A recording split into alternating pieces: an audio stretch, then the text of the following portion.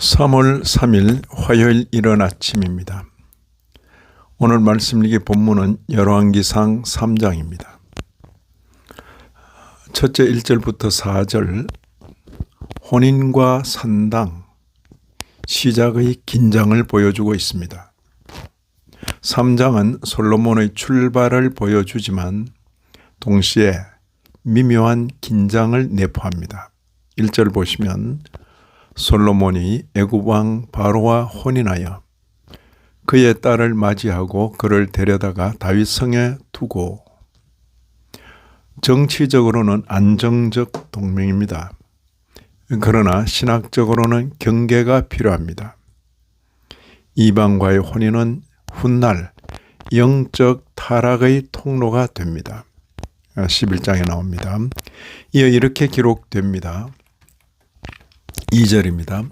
백성이 아직 산당에서 제사하며 이는 여호와의 이름을 위하여 성전을 건축하지 아니하였음이더라. 그리고 중요한 평가가 나옵니다. 3절에 솔로몬이 여호와를 사랑하고 그의 아버지 다윗의 법도를 행하였으나 산당에서 제사하며 분향하더라. 이 한 절은 솔로몬 통치의 양면성을 압축합니다. 여호와를 사랑하였으나 산당에서 분향하더라. 신앙의 진정성과 불안정성이 함께 존재합니다. 섭리적 시각으로 보면 하나님은 완전한 조건이 갖추어진 후에 일하시지 않습니다. 불완전한 상황 속에서도 자신의 계획을 진행하십니다. 언약적 시각으로 보면 다윗 언약은 솔로몬의 완전함에 근거하지 않습니다. 하나님의 약속에 근거합니다.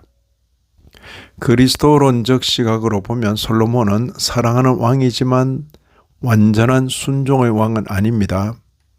우리는 여기서 이미 더 나은 왕을 기다리게 됩니다. 둘째로 5절 이하 15절입니다. 기본의 꿈, 지혜를 구하는 왕.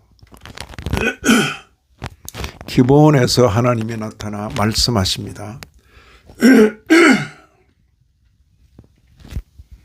5절에 네가 네게 무엇을 줄고 너는 구하라. 이 질문은 왕권의 본질을 드러냅니다. 하나님은 주권자이시며 왕은 수여받는 존재입니다. 솔로몬은 이렇게 구합니다. 9절 보시면 누가 주의 이 많은 백성을 재판할 수 있사오리까? 듣는 마음을 종에게 주사 주의 백성을 재판하여 선악을 분별하게 하옵소서.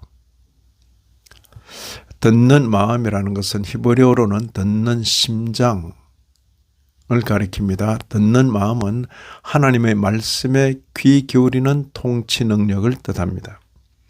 하나님은 기뻐하십니다. 11절에 네가 이것을 구하도다.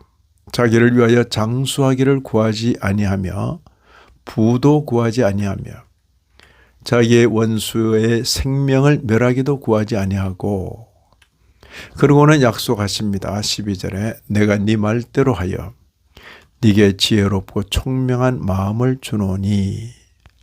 여기서 우리는 중요한 원리를 봅니다. 섭리로 보면 하나님은 겸손히 구하는 자를 높이십니다. 언약으로 보면 왕권은 자기 확장이 아니라 언약 백성의 유익을 위한 자리입니다. 그리스도 중심으로 보면 그러나 솔로몬의 지혜는 수여받은 지혜입니다. 그에 비하여 예수 그리스도는 하나님의 지혜이십니다. 솔로몬은 지혜를 받은 왕이지만 그리스도는 지혜 자체이십니다. 이제 16절 이하 28절의 두 창기의 사건, 지혜의 시험, 유명한 재판 장면입니다. 두 여인이 한 아이를 두고 다툽니다. 솔로몬은 말합니다. 24절에 칼을 가져오라. 그리고 선언합니다. 25절 보시면 산 아이를 둘로 나누어 반은 이에게 주고 반은 저에게 주라. 진짜 어머니는 외칩니다. 26절에 청하건대 내 주여 사한 아이를 그에게 주시고 결코 죽이지 마옵소서. 성경은 결론을 이렇게 말합니다. 28절 보시면 온 이스라엘이 왕이 심리하여 판결함을 듣고 왕을 두려워하였으니 이는 하나님의 지혜가 그의 속에 있어 판결함을 봄이더라. 이 장면은 단순한 지적 기지가 아닙니다. 참된 통치는 생명을 살리는 방향으로 나타납니다. 섭리 면에서 보면 하나님은 솔로몬의 통치를 통해 초기 왕국을 안정시키십니다. 언약 면에서 보면 하나님은 다윗의 등불을 끄트리지 않으시고 백성에게 유익한 왕을 주십니다. 그리스도 중심으로 보면 그러나 솔로몬의 지혜는 사건 해결에 머뭅니다. 예수 그리스도는 단지 지혜로운 판결자가 아니라 자기 생명을 내어주심으로 우리를 살리신 왕이십니다. 솔로몬은 아이를 살리기 위해 위협하지만 그리스도는 우리를 살리기 위해 실제로 죽으십니다. 여기서 우리는 참 왕을 더욱 갈망하게 됩니다. 이제 신학적인 정리를 하자면 열왕기상 3장은 다음 세 가지를 보여줍니다.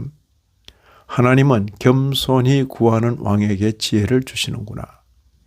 왕권의 목적은 백성의 생명을 보호하는 것이다. 그러나 아무리 지혜로운 왕이라도 완전하지 않습니다. 솔로몬은 지혜의 시작이지만 완성은 아닙니다.